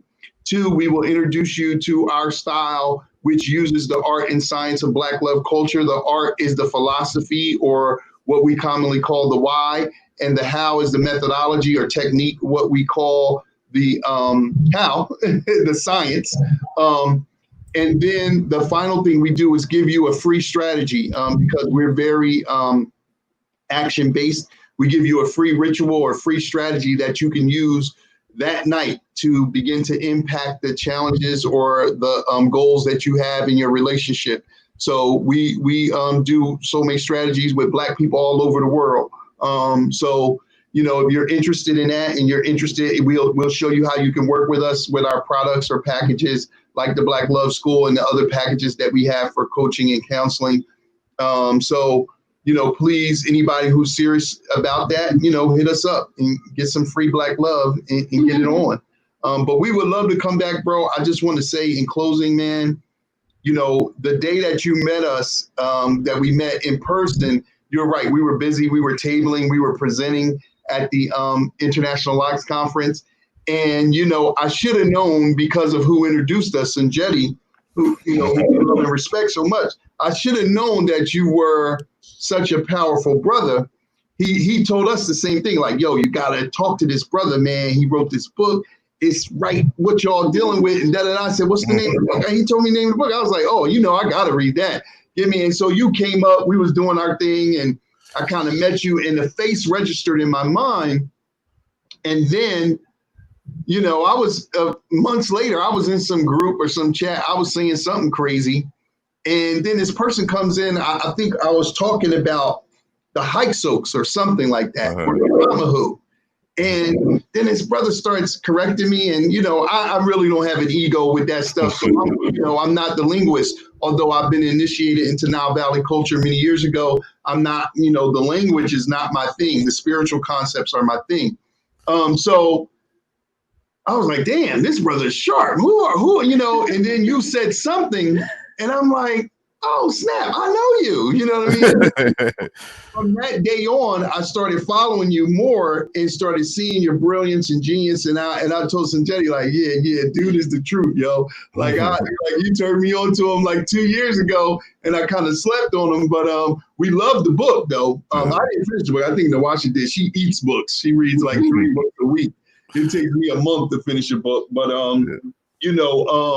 never even finished the book. But we have recommended this book, and you could actually go to our post. We put up top 10 Black love books that people should read, because Black people come to us often talking about the 5 love languages and all of these different things that white people authored that really don't speak to them. Men are from Mars, women are from Venus, and couples not even together anymore.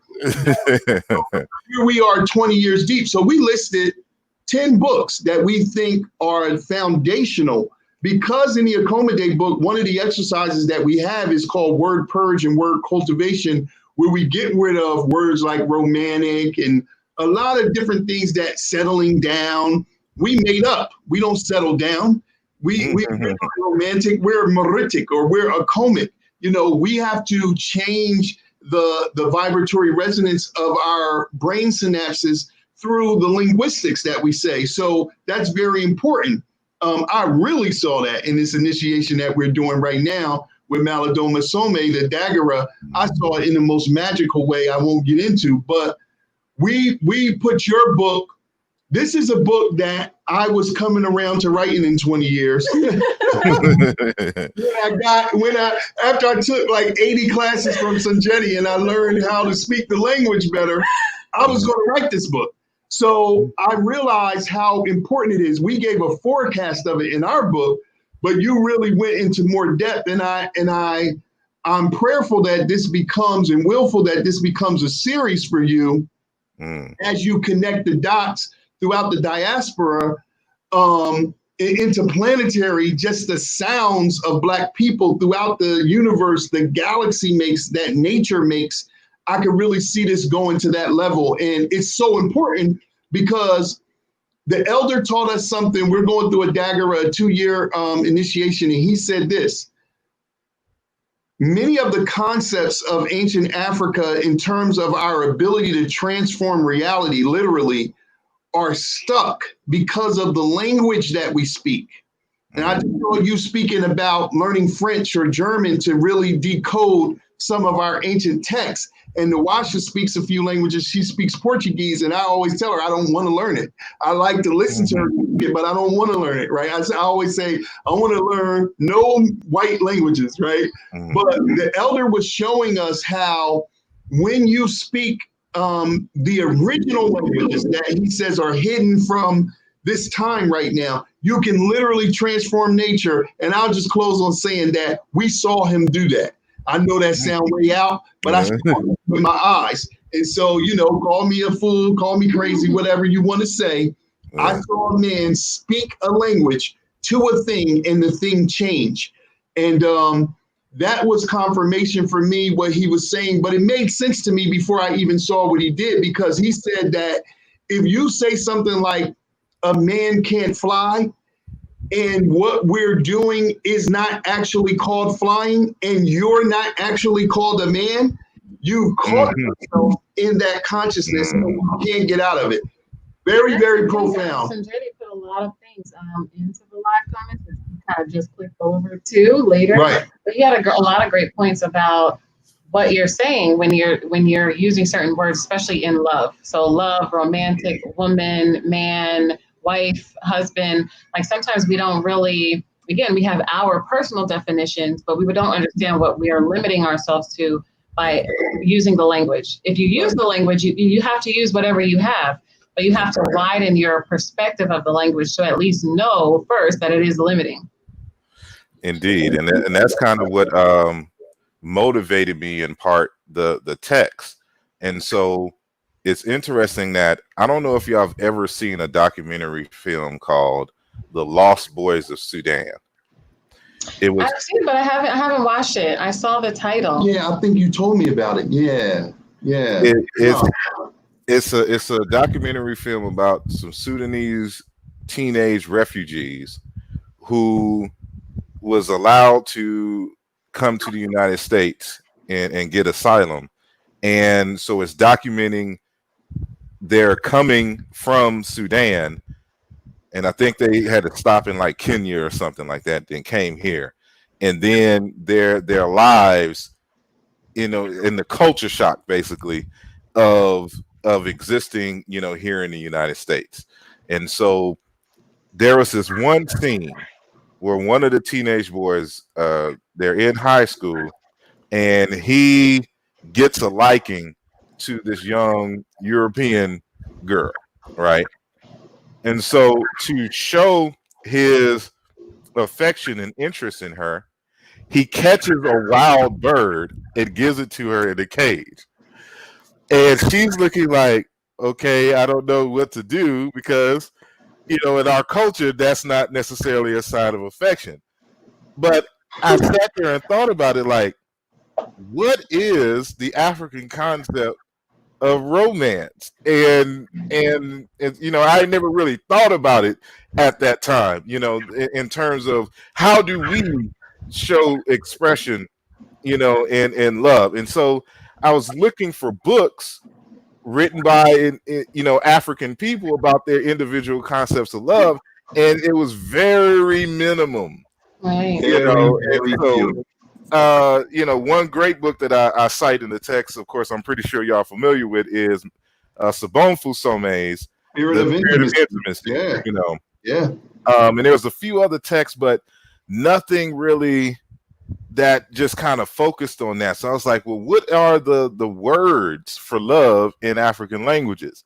And so, you know, that kind of started that journey. And I'm like, and then there was this other aspect, because I'm finding that many of the words, even in English, are actually African words. That's I right. wanted to see if, you know, even our word in English, love, survived is it a survival, you know what I'm saying, of Right. something African? And Right. and if so, did the meaning survive, or how did it evolve Right. within a Right. European context? So Right.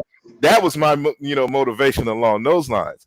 And so, I come to discover that yes, the very word in English, love, is an African word.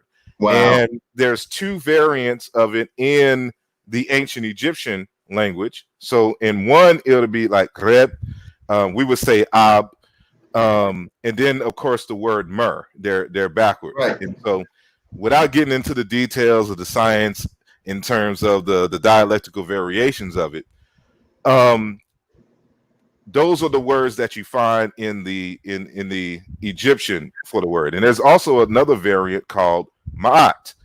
That's another story unto itself. But I had to go deeper than just finding the word.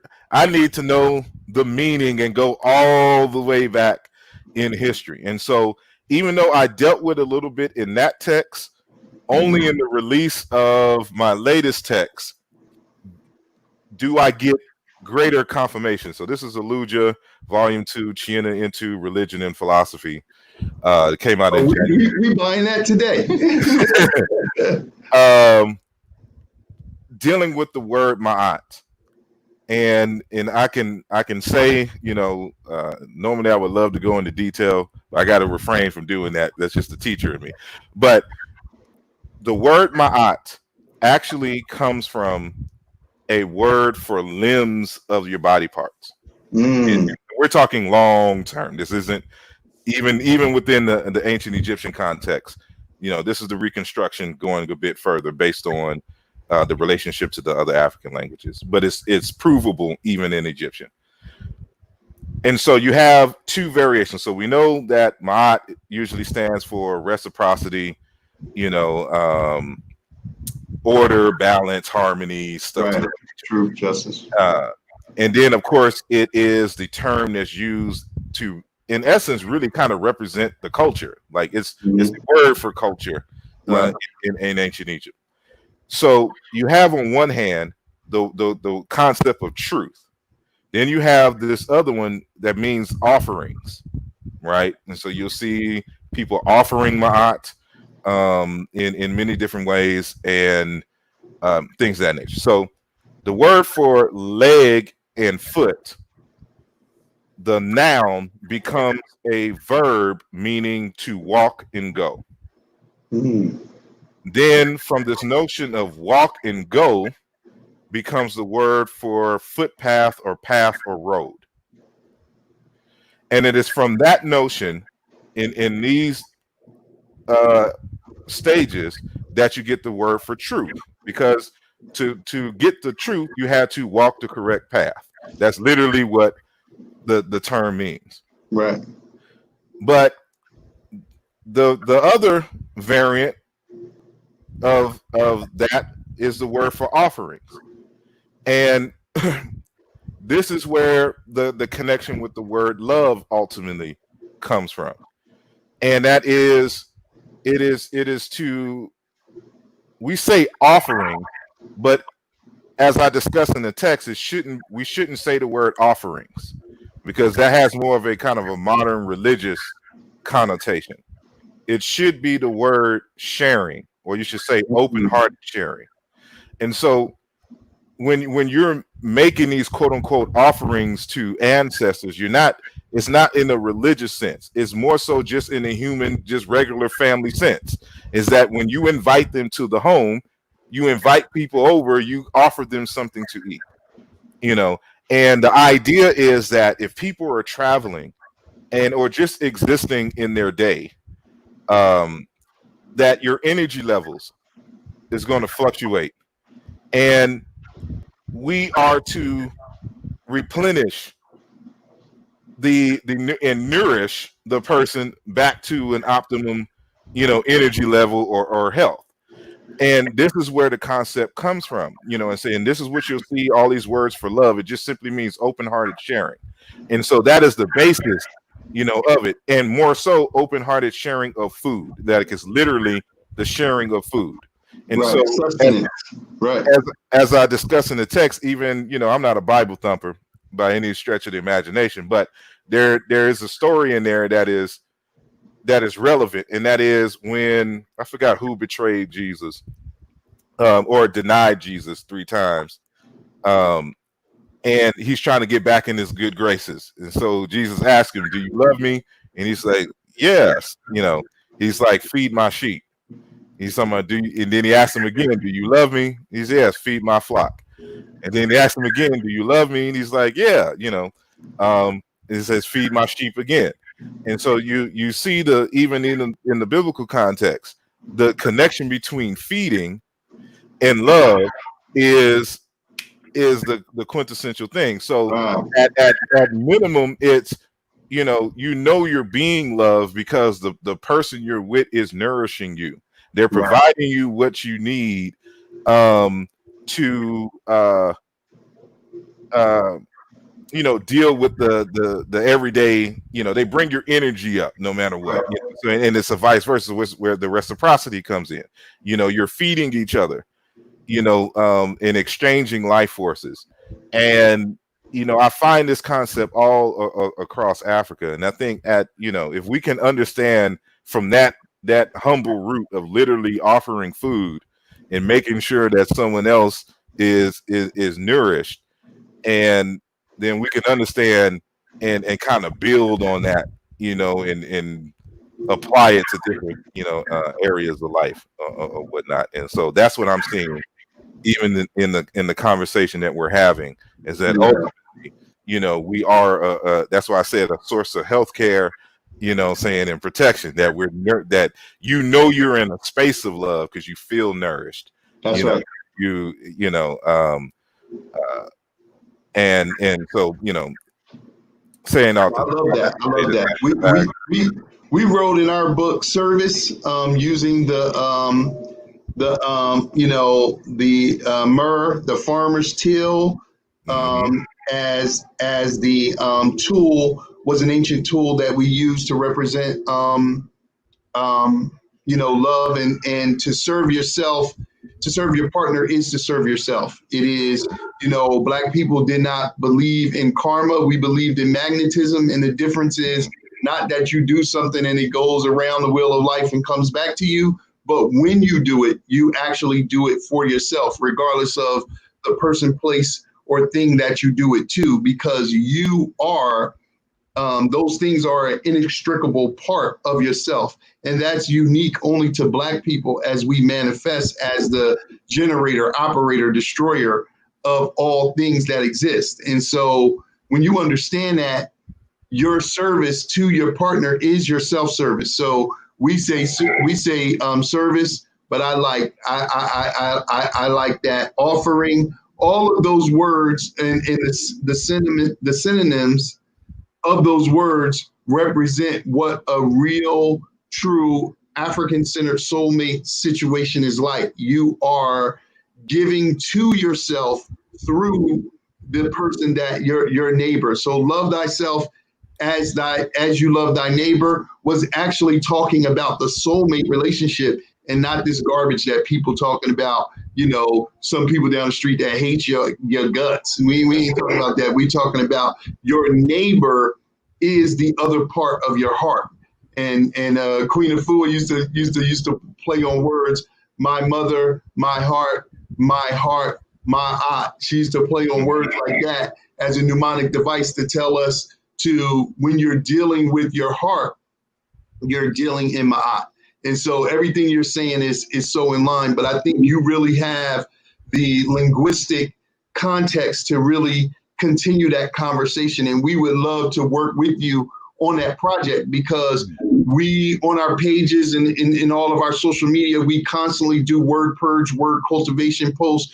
We take words and phrases that we're saying on a regular and smash and kill them and replace them with more appropriate terms and words that we should be saying as African people around love, relationships, and living, loving, and learning from each other. So that that's dope, man. Indeed. And I know we can talk forever. I'm not trying to hold y'all hostage. Yeah. We appreciate you, for real. Indeed. And I'll be getting with you because I want to purchase it directly from you. So, Shani, again, hit me up, info@saramhotep.com, or hit me up on Facebook or my website, and I will start that process for you. Everyone else, I will see you actually on Tuesday, because we have with us Brother Robin Walker out of the UK. So the show is going to be 10 a.m. Eastern time. It'll be, for those of you who are watching in the UK, it's going to be 3 p.m. your time. And so, well-known historian, author of When We Ruled. I've been knowing him digitally for almost 20 years now. But we've never gotten a chance to meet. So this will be the first time that we actually see each other. And maybe when the COVID restrictions, are removed, I can head out to the UK and meet up with a lot of the family there. But that's going to be on Tuesday, the 14th, 10 a.m. Eastern Standard Time. Make sure that y'all hit up this link here, the Soulmate Strategy Session, and as well as the Black Love School, bit.ly, bit.ly/Black Love School, and get in contact with our guest. And thank you again for joining. This has been a powerful, powerful show. We'll continue to share it, and we got to get you back on again. Definitely. And narrow the focus a little bit. But thank you all. And with that said, this is my contact information. So I will see y'all later. Peace. Ni Akoma.